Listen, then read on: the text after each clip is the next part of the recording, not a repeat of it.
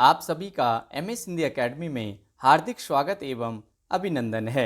आप सभी को मेरा प्यार भरा नमस्कार।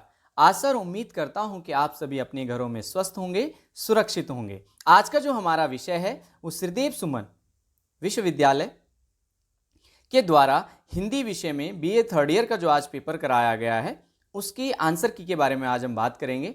और आप लोगों को बहुत ही खुशी होगी कि देखो कहाँ हम कई महीनों तक इंतज़ार करते थे अपने रिजल्ट का, और आज आपके सामने आपको तुरंत ही आपका रिजल्ट मिल जाएगा कि आपके कितने नंबर सही हैं या आपके कितने नंबर आ रहे हैं। पहली बार OMR पे इस तरीके से पेपर करवाया गया है और यही एकमात्र विकल्प था और ये सही भी है। तो आज हम डिस्कस करते हैं। बस आप लोगों से एक रिक्वेस्ट है मेरी कि आप सभी लोग अगर चैनल पर नए हैं तो प्लीज़ करके आप चैनल को सब्सक्राइब कर दीजिएगा, ये मेरा अनुरोध है आप लोगों से। और वीडियो को शेयर ज़रूर करिएगा, अपने दोस्तों तक ज़रूर पहुंचाएगा ताकि उन्हें भी अपने नंबर का पता चल जाए कि उनके कितने नंबर हैं।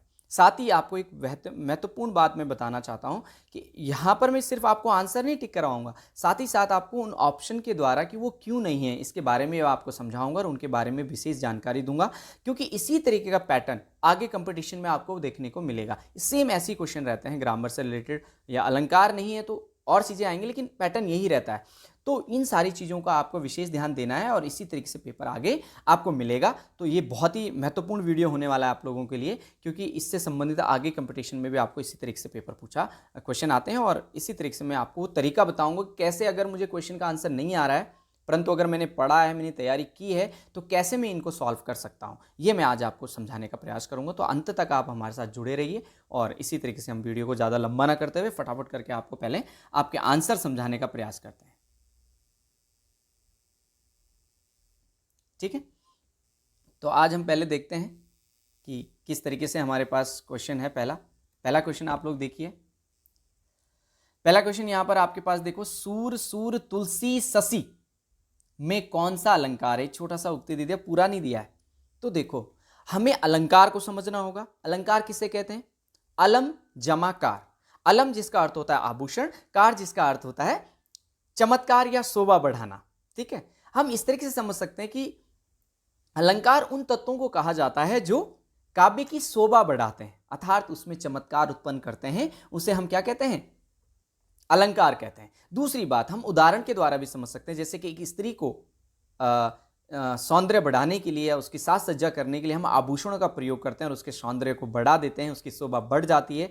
ठीक उसी प्रकार से किसी काव्य में जब अलंकारों का प्रयोग होता है तो उसकी शोभा बढ़ जाती है, उसे अलंकार हम कहते हैं।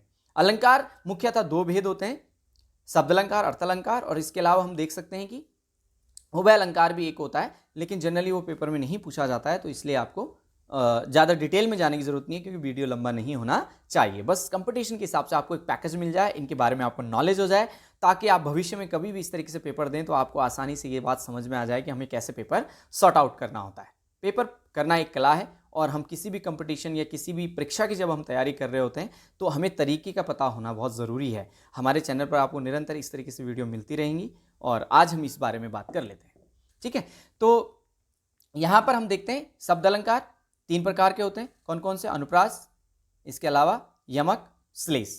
अर्थ अलंकार में उपमा, रूपक, संदेह अलंकार, भ्रंतिमान, वक्रोक्ति, कई सारे, पुनरुक्ति, प्रकाश अलंकार, कई सारे होते हैं। तो मैं आपको छोटे छोटे डाउट्स क्लियर करते हुए चला जाऊंगा। तो सूर यानी सूरदास, और सूर मतलब सूर्य के जैसे चमत्कार, तुलसी, शशि मतलब चंद्रमा के साथ। सभी कवियों में से सूरदास जो हैं वो सूर्य का स्थान उनको कवियों में मिलता है, सबसे मुख्य चमकदार हैं, वो तेजस्वी हैं। और तुलसीदास उन्हीं कवियों में चंद्रमा का स्थान उन्हें मिलता है, बड़ा शीतल और शांत रस का इन्होंने प्रयोग किया है और इस तरीके से ये कार्य करते हैं। तो यहाँ पर एक सूर का मतलब सूरदास और दूसरे का सूर्य, तो इसलिए यहाँ पर यमक अलंकार होता है, क्योंकि यमक अलंकार का मतलब होता है कि जहां पर दो शब्द आए और उनके हमेशा अलग अलग अर्थ हों तो वहां पर क्या होगा? हमेशा आपका यमक अलंकार होगा। अनुप्रास अलंकार, जहां पर एक ही वर्ण की आवृत्ति बार बार हो उसे अनुप्रास अलंकार कहते हैं। और दूसरा देखो कंफ्यूज कहां होता है? पुनरुक्ति प्रकाश अलंकार में होता है। श्लेष अलंकार आपको कंफ्यूज करेगा, लेकिन समझना होगा जब एक ही शब्द के 2 से अधिक अर्थ निकलें तो श्लेष अलंकार होता है। जैसे रहीमन पानी राखिए, बिन पानी सब सून, पानी गए उबरे ना मोती मानुष चून। मोती मानुष चून, मोती के जैसे बहुमूल्य, मनुष्य के जैसे सम्मान हम चाहते हैं। मनुष्य क्या चाहता है अपने जीवन में? सम्मान चाहता है। और चूने के जैसे चमकदार। तो इन सभी के स्थान पानी को दिया गया कि मोती जैसी बहुमूल्य पानी है, क्योंकि पानी नहीं है तो जीवन है ही नहीं, मनुष्य नहीं होगा, चमक नहीं होगी, कुछ नहीं होगा आपके सामने। तो वो सब कुछ है। तो दो से अधिक अर्थ होंगे श्लेष अलंकार। ठीक है, ऊंचे घोर मंदिर के अंदर रहने वाली, ऊंचे घोर मंदिर के अंदर रहती है। कई सारे ऐसे उदाहरण हैं, लेकिन मैं इस पे चर्चा नहीं, बस आपको एग्जाम के तरीके से, पॉइंट ऑफ व्यू से मैं आपको समझाने का प्रयास कर रहा हूं कि कैसे हम इन ऑप्शन के अकॉर्डिंग ही इसको सॉल्व कर सकते हैं। ठीक, इसके बाद उपमा अलंकार, श्लेष, अनुप्रास, यमक, पुनरुक्ति, प्रकाश अलंकार, सेम एक ही शब्द की पुनरावृत्ति होती है। तो इसमें हम क्या करते हैं, जब एक ही शब्द दो या से अधिक बार जब आ जाता है तो वहां पर हम उसे क्या कहते हैं, पुनरुक्ति प्रकाश अलंकार कहते हैं, लेकिन उसमें अर्थ नहीं बदलता, तो इसलिए उसे पुनरुक्ति प्रकाश अलंकार कहा जाता है। अब देखो रूपक अलंकार। रूपक अलंकार का मतलब होता है कि जहां पर उपमेय में उपमान की समानता को छिपा दिया जाता है, जब ये क्लियर ही ना हो कि किसके बारे में बात की जा रही है। जैसे हम कहते हैं ना, चांद मुख के समान सुंदर है, उपमा अलंकार। लेकिन चंद्रमुख, अगर चंद्रमुख कर देते हैं तो अब मुख के समान चंद्रमा है या चंद्रमा के समान मुख है, नहीं पता चलता है। तो ऐसी स्थिति में रूपक अलंकार होता है। रूपक अलंकार के भी कई भेद होते हैं, लेकिन आपको मेन ध्यान रखने कि रूपक अलंकार हमेशा अंग विकार से संबंधित होता है, यानी अपने शरीर से संबंधित होता है। तो इन चीजों का आप विशेष ध्यान रखिएगा और अपनी तैयारी इसी करते रहिएगा। सेकंड क्वेश्चन देखिएगा। सेकंड क्वेश्चन हम यहां पर देखते हैं। सेकंड क्वेश्चन है, जिस शब्द से कहने वाले व्यक्ति के कथन का अभिप्रेत अर्थ यानी अलग ग्रहण ना कर श्रोता, यानी जो वो कहना चाहता है और उसका जो अर्थ होता है, श्रोता अन्य किसी कल्पित यानी कोई कल्पना या चमत्कार पूर्ण अर्थ लगाने और उसका उत्तर दे, उसे कहते हैं। वो कौन सा अलंकार होता है? यानी जब जिस चीज के बारे में बात की जा रही है उसे छोड़ दिया जाता है, कोई कल्पना में वो चला जाता है, कोई काल्पनिक अर्थ जब उसका समझ लेते हैं, तो वहां पर वक्रोक्ति अलंकार होता है। मैं इसके एग्जाम्पल भी आपको बताता, लेकिन बहुत लंबी वीडियो हो जाएगी। हम निरंतर एक बेसिक कोर्स चला रहे हैं जिसमें इन सारी चीज़ों में डिटेल में आपको मिलेगा, और वो आप देखते रहिएगा। और फिर देखिएगा, आप किसी भी पेपर को करेंगे तो आपको एक आसानी सा लगेगा, वो माहौल आपको मिलेगा कि मैं तो पहले दे चुका हूँ इस पेपर को, मैंने तो ये पहले कर चुका है। तो इस तरीके से आपको पेपर करना है। ठीक है, तो अब यहां पर नया अलंकार आ गया हमारे पास। क्या आया? संदेह अलंकार। अब संदेह अलंकार किसे कहते हैं भाई? जहां उपमेय और उपमान में क्लियर ही ना किया जाए कि कौन क्या है, तब समझ ही नहीं आया, आप डाउट में ही जब रहते हैं, तो उसे संदेह अलंकार कहते हैं। उपमेय जिसकी तुलना की जाती है, उपमान जिससे की जाती है। चांद, मुख चांद सा सुंदर है, तो मुख की तुलना यानी उपमेय किससे की जा रही है? चांद से, यानी उपमान। किस आधार पर की जा रही है? बेस क्या है? तो वो गुण जो है, जो जिसे हम गुण कहते हैं, सुंदर है, सुंदरता का गुण है यहां पर रखा हुआ, तो वो गुण हो जाएगा या धर्म हो जाएगा। और इनको जोड़ने वाले जो शब्द हैं उन्हें वाचक शब्द कहा जाता है।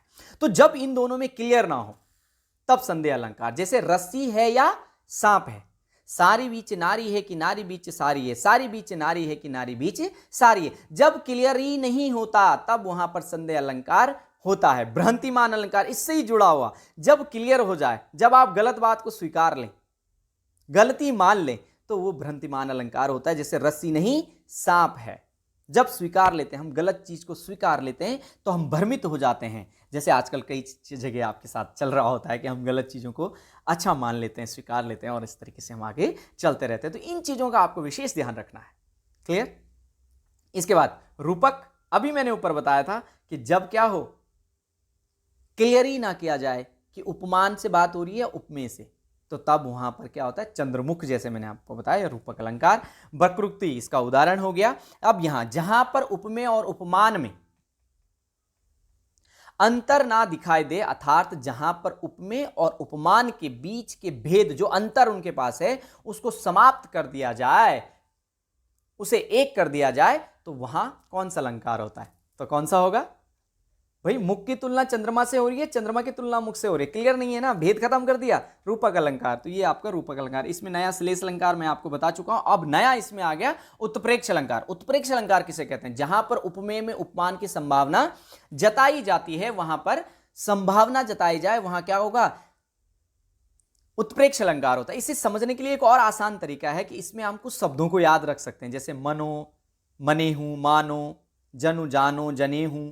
इन शब्दों का यदि प्रयोग होता है तो वहां पर उत्प्रेक्ष अलंकार होता है। जैसे उदाहरण के लिए कैसे समझेंगे हम इस चीज को हम उदाहरण के लिए ऐसे समझ सकते हैं, जैसे हमने कहा कि ऐसा लगा मानो बादल छा गया, ठीक है। या फिर जब अर्जुन वाली बात, उस काल क्रोध तनु कांपने उसका लागा मानो समुद्र की लहरों से, जो ये दोहा है, तो ये भी आप समझ सकते हैं। जब हम एग्जाम्पल यानी उस संभावना हमें लगता है कि ऐसा होने वाला है तो ये हो जाएगा। ये भी देखो, तो कम से कम आपके 3 से 4 क्वेश्चन आपके अलंकार से इसमें थे और आगे भी आपके क्लियर हो जाएंगे, क्योंकि इन सब भाई हम ऑप्शन जानते हैं, हम नहीं जानते कि वो कौन सा है। हम 3 ऑप्शन को क्लियर कर दें, चौथा हमारा आंसर हो जाएगा। आप आसानी से इस चीज को समझ सकते हैं। तो निरंतर आप अपनी तैयारी में लगे रहिए।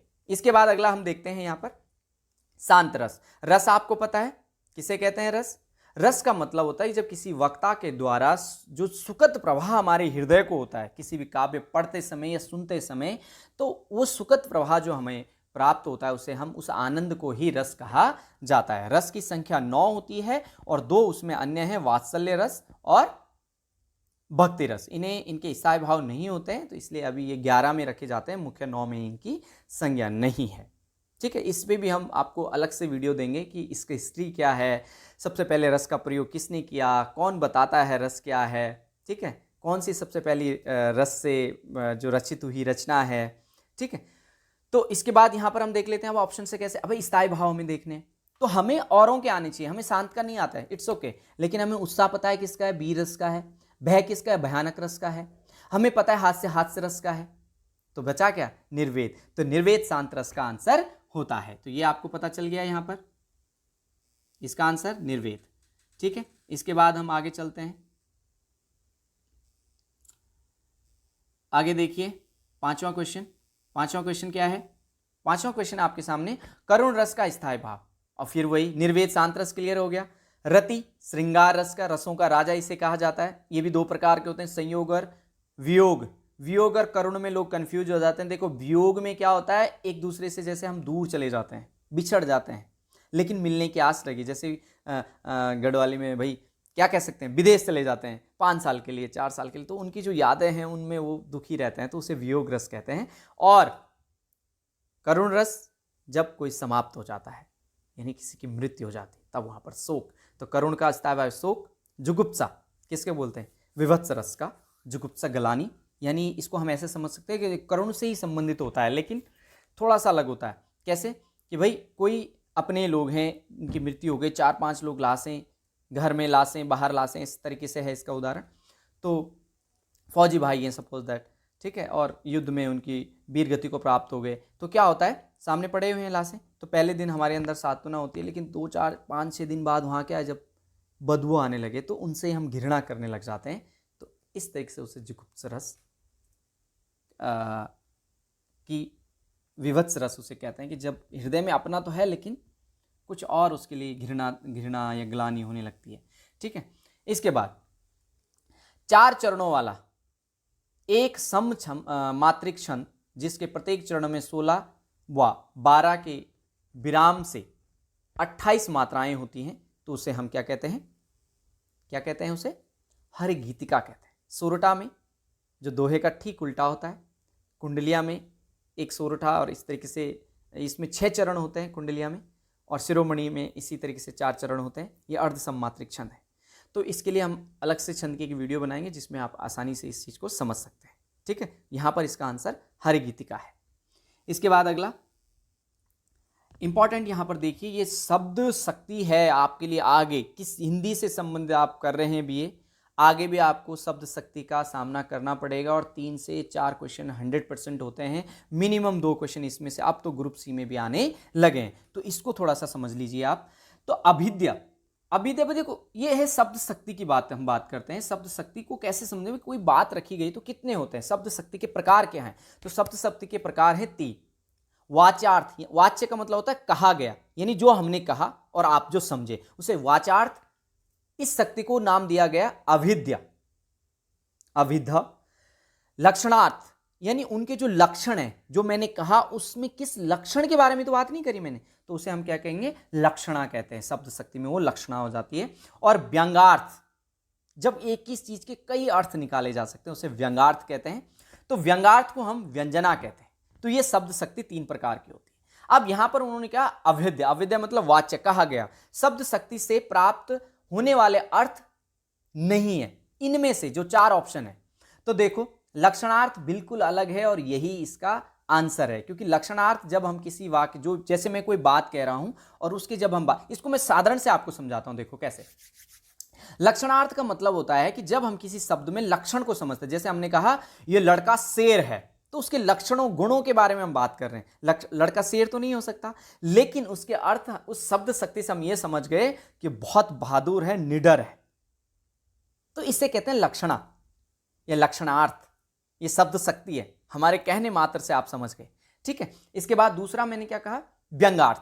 अब व्यंग्यार्थ में क्या है, व्यंग मतलब एक ही शब्द के कई अर्थ, अलग अलग, आपके लिए कुछ, मेरे लिए कुछ, दूसरे के लिए कुछ, हर बार वो अलग अलग, उससे अनेकार्थी शब्द होते हैं, लेकिन यहां वो वाक्य में परिवर्तित हो जाते हैं। तो कैसे हम इसे समझ, जैसे हमने कहा सुबह के 8 बज गए। अब सुबह के 8 बज गए, जिसकी नाइट शिफ्ट है उसकी छुट्टी हो रही है, लेकिन जिसकी डे शिफ्ट है वो तो जॉब पे जा रहा है ना, जिसे स्कूल जाना है, जिसे घर आना है, जिसे खाना बनाना है, जिसे जिम जाना है, तो ये सबके लिए क्या है, अलग अलग है। तो इसलिए इसे क्या कहते हैं, व्यंजना कहते हैं। और ये भी अलग अलग अर्थों में हो सकते हैं। रूढ़ी, और रूढ़ी शब्द जैसे पीताम्बर हम कह दें तो व्यंजना है। आप भगवान श्री कृष्ण के बारे में बात कर रहे हैं, कुछ इसे विष्णु समझ जाते हैं, ठीक। पर इसी को हम दूसरे अर्थों में, यानी लंबा अर्थ में भी बता सकते हैं, जैसे कि 2-4 लाइनें हमने लिख दी है, अभी हम आगे इसमें है, इसका है इसमें उत्तर, अभी नीचे वाला हम देखते हैं कि क्या है इसमें, तो इसे हम समझने का प्रयास करेंगे। तो यहां पर देखो, प्रस्तुतार्थ यानी कहा गया में आएगा, अभेद्यार्थ यानी जो कहा गया, और वाच्यार्थ जो कहना है। तो ये तीनों अभेद्य के ही प्रकार हैं। उसने कहा कि नहीं है, तो नहीं है हमारे पास लक्षणार्थ, क्योंकि लक्षण के बारे में बात नहीं की गई। अब अगला देखो, चिरंजीव चुरी। अब यहां पर हम देख लेते हैं, इसमें भी, इसके भी कई प्रकार होते हैं। देखो जैसे कि हम बात करते हैं अभेद्य की भी, हम देखते हैं कि रूढ़ी, यौगिक और योग रूढ़ होते हैं, ठीक है। अब रूढ़ी शब्द, अब इसके लिए मैंने एक स्पेशल वीडियो बना रखी है, आप मेरे चैनल पे देख सकते हैं, उसका लिंक आपको मिल जाएगा। तो उत्पत्ति एवं रचना और बनावट के आधार पर शब्दों के प्रकार, रूढ़, यौगिक और योग रूढ़। तो उस वीडियो को जब आप पढ़ेंगे तो ये वाली बात, ये जो 3 प्रकार इसके आसानी से आपको समझ में आ जाए। जब हम एक शब्द जैसे बंदर हमने बोल दिया, तो आप सीधे समझ गए हम बंदर के बारे में बात कर रहे हैं। समझ में आ रही है? ये मैं आपको अभेद्य के जो 3 प्रकार हैं, अभेद्य के भी 3 प्रकार हैं। तो यौगिक, अब यौगिक में हम कहें दिवाकर। अब दिवाकर कई सारे हो सकते हैं, कैसे पता, लेकिन हमें इतना पता लग गया कि दिवाकर के बारे में बात हो रही है, सूर्य के बारे में बात हो रही है, किसी और के बारे में बात हो रही है। सुधांशु, यानी जितने भी जातिवाचक शब्द होते हैं वो सब इसके अंदर, मैंने कहा आप समझ गए कि भाई सुधांशु के बारे में बात हो रही है। योग रूढ़, अब इसमें देखो दोनों चीजें आएंगी, यानी आपको अर्थ भी समझ में आएगा और ये योग भी होगा। अब कैसे, जैसे उदाहरण के लिए हम कहते हैं जलज। अब हम समझ गए जल में जन्म लेने वाला कौन है, कमल के बारे में बात कर रहे हैं। हमने कमल नहीं बोला, हमने उसके भावार्थ में एक बात बोली आपको, जलज। आप समझ गए, आपने अर्थ लगाया कि जल में जन्म लेने वाला, तो आप योग रूढ़ के अंतर्गत पहुंच गए। इसके बाद अगला हम देखते हैं लक्षणा।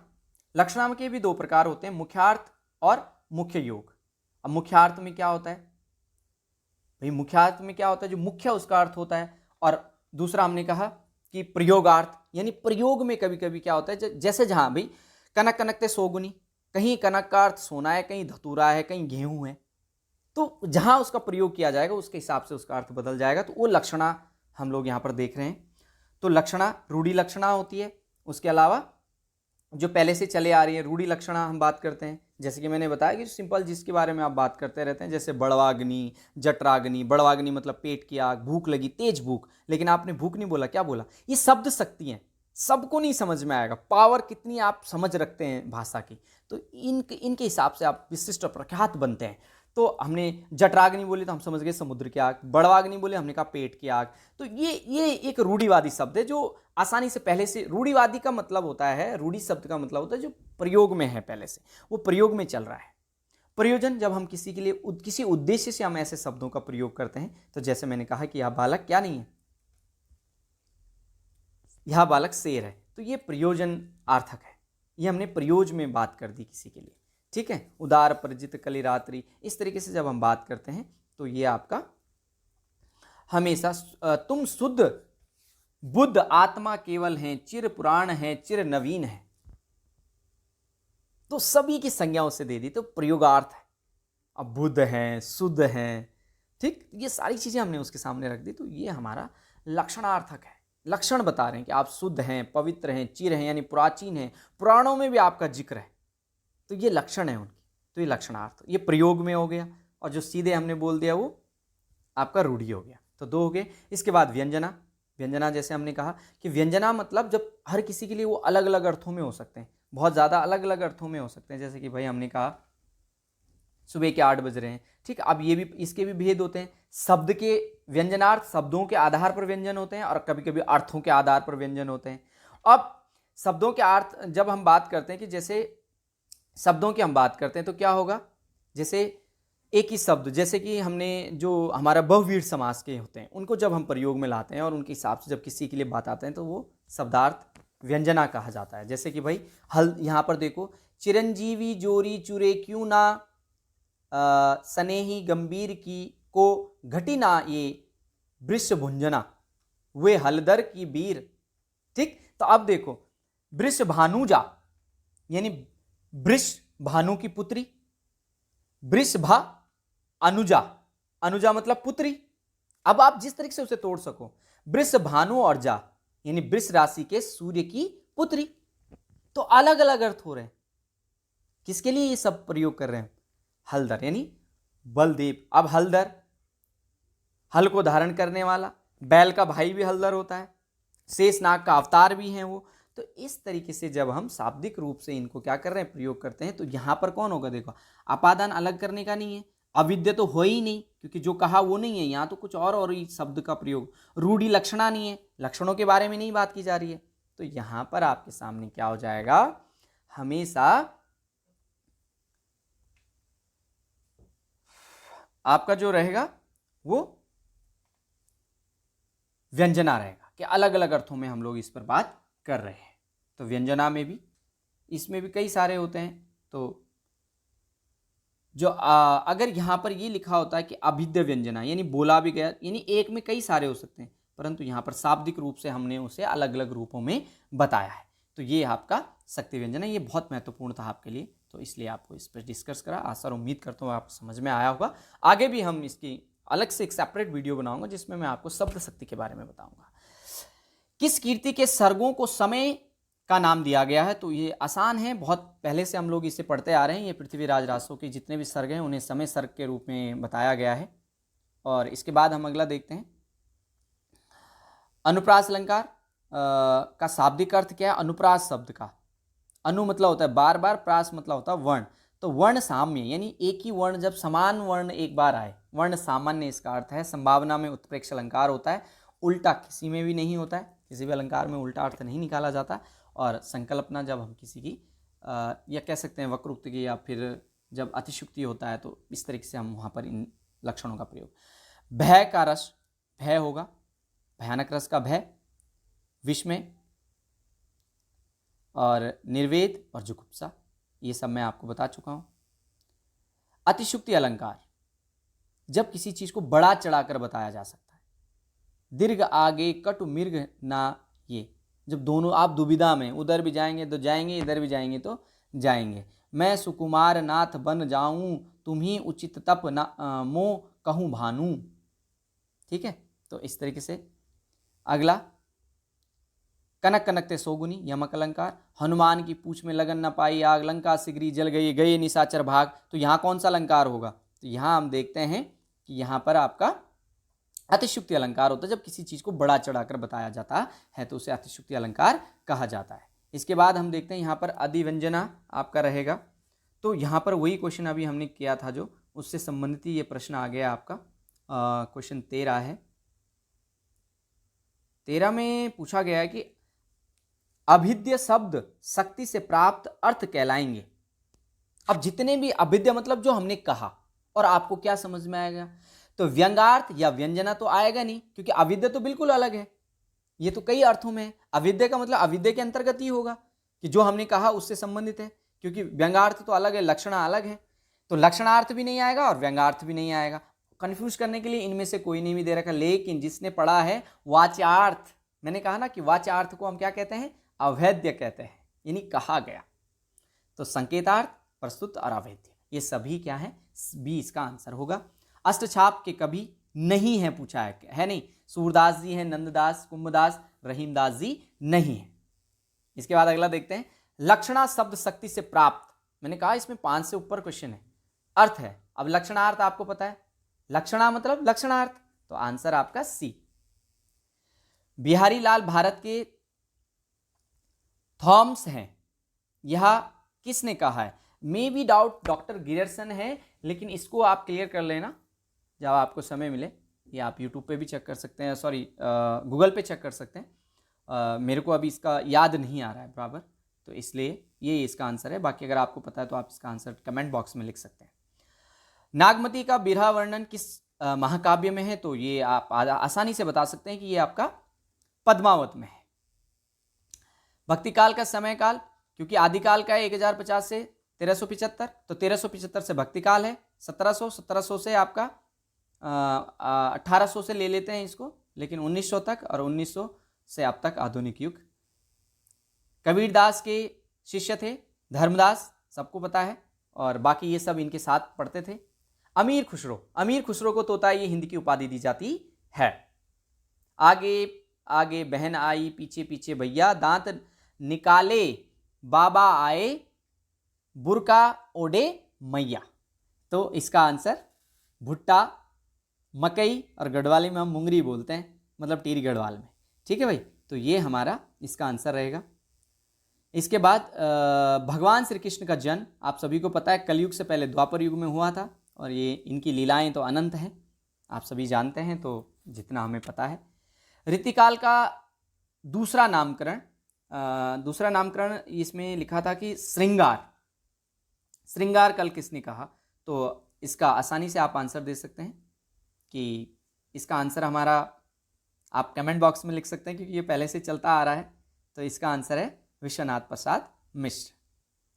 कैमास वध की भाषा, ये आदिकाल की रचनाएं हैं, तो ये राजस्थानी रासो चलता था, डिंगल पिंगल, तो डिंगल राजस्थानी इसका आंसर है। मृगावती कुतुबुन इसका आंसर है। बाकी इनकी सभी को मैं एक हिस्ट्री से संबंधित प्रत्येक, जो हमारे हिंदी इतिहास आचार्य रामदास शुक्ल का जो एग्जाम में पूछा जाता है, उससे संबंधित मैं बहुत जल्दी आपको एक वीडियो दे दूंगा कि प्रत्येक काल के प्रमुख कवि, उसके नाम, किसने क्या कहा और उसकी क्या विशेषता है। इसी से रिलेटेड बस इतना ही क्वेश्चन आता है, आप देख लीजिए। इनमें से ये सारे रहते हैं। अगर आप मंजन और बोधा और आलम का आपको पता है तो आप आराम से कुतुबन लगा सकते हैं। आदिकाल को सिद्ध सामांत युग किसने कहा? मैंने कहा, तो इससे रिलेटेड मैं आपको वीडियो दे दूंगा, तो आप आसानी से इसको समझ सकते हैं। तो इसको सिद्ध सामांत राहुल संतरयान ने कहा है। आदिकाल को वीर गाथा काल भी कहा है, तो ये अपने हजारी प्रसाद द्विवेदी हैं। भाषा पर जैसा अधिकार गोस्वामी तुलसीदास जी का था, वैसा और किसी हिंदी कवि का नहीं है, किसने कहा? आप सभी जानते हैं, इसका क्या रहेगा आंसर? आचार्य रामचंद्र शुक्ल इसका आंसर है। और अपने इतिहास ग्रंथ में 5000 कवियों का वर्णन करने वाला है या विवरण देने वाले मिश्र बंधु विनोद हैं। निम्नलिखित में ज्ञान मार्गी शाखा, भक्ति काल की ज्ञान मार्गी और प्रेम मार्गी 2 शाखाएं हुई। ज्ञान मार्गी में आपके कबीरदास जी हैं, और प्रेम मार्गी में आपके जाते हैं मलिक मोहम्मद जैसी। यहाँ पर अब फिर निर्गुण में सगुण और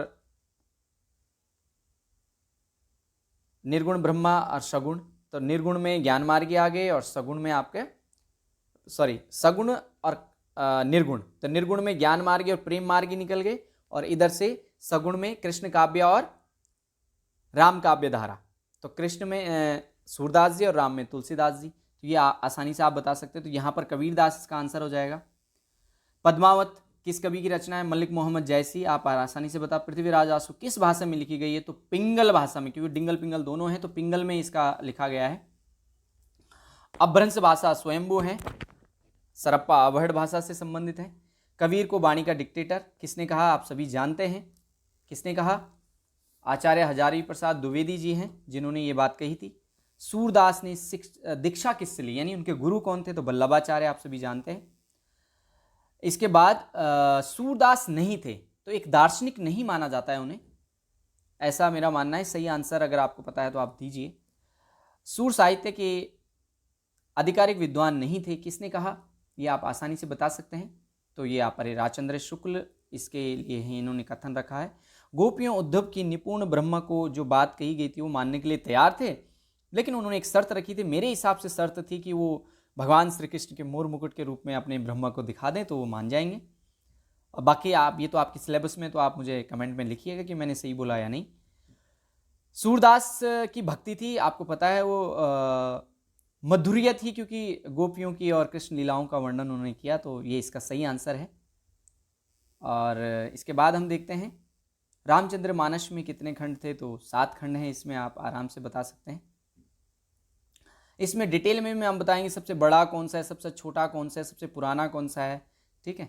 और इसमें देखो कौन सी रचना उन्होंने कहा कि तुलसीदास की है, तो इसमें आप आसानी से बता सकते हैं कि कृष्ण गीतावली उनकी रचना है। रामचंद्रिका और हनुमान तो शायद जयशंकर प्रसाद की है, जय हनुमान। रामायण भी ऐसी उन्हीं की हैं। मुझे अभी इनका आप देख सकते हैं इनको, ठीक है। रामचंद्रिका, रामायण आपके सूर्यकांत त्रिपाठी निराला से संबंधित हैं। काव्य के स्वरूप की दृष्टि से रामचरित एक महाकाव्य है, और सनहु मधु निर्भय कंटक ते राज पथ, इसका उद्धव के लिए ये प्रयोग किया गया है मधु, मेरे हिसाब से। बाकी आप लोग देख लेना, ये सिलेबस से रिलेटेड है आपका, तो इतनी दिक्कत होने वाली है नहीं। भ्रमर गीत, इसका आसानी से आप आंसर लगा सकते हैं, पता है भगवत गीता है।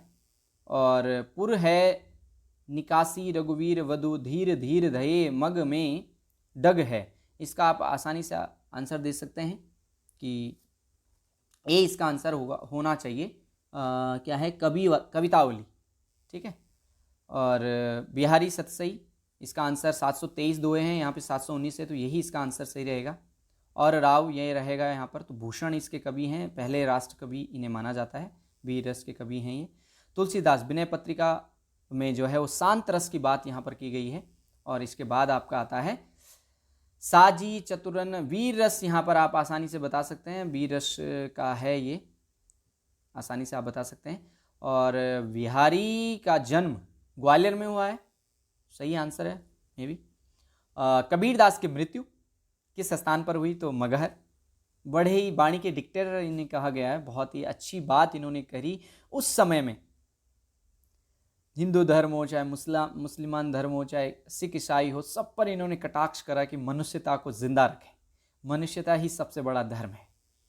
तो काफ़ी अपने समाज सुधारक के लिए जाने जाते हैं, सच्चे समाज सुधारक के नाम से भी कबीरदास को जाना जाता है। बिहारी सतसई की भाषा ब्रिज भाषा है। और रीतिकाल कवियों में से किसने पहले हास्य विलास की अपेक्षा राष्ट्रीय भावना प्रमुखता से प्रदान करी? तो मैंने कहा था पहले राष्ट्रीय कवि, इसीलिए भूषण को कहा गया है। क्वेश्चन ये भी पूछा जा सकता है कि भाई इनका पूरा नाम क्या है, भूषण का जो पूरा नाम है वो क्या है? मुझे पता है, लेकिन आप कमेंट बॉक्स में ज़रूर लिखिएगा। तो ये था आपका आज का वीडियो। आशा और उम्मीद करता हूँ कि आपको पसंद आया होगा। आपको अपने नंबर आप कमेंट बॉक्स में ज़रूर मुझे बताइएगा कि आपके कितने नंबर आए। और अगर किसी और विषय पर आपको आंसर की चाहिए तो आप हमें कमेंट बॉक्स में लिख सकते हैं। शेयर करना ना भूलें, क्योंकि सबको ये खुशी मिलनी चाहिए, जल्दी से सबको अपने नंबर पता लगने चाहिए, ठीक है। तो आप सभी से पुनः अगली वीडियो में भेंट होगी। चैनल को सब्सक्राइब करना ना भूलें। तब तक के लिए नमस्कार, धन्यवाद।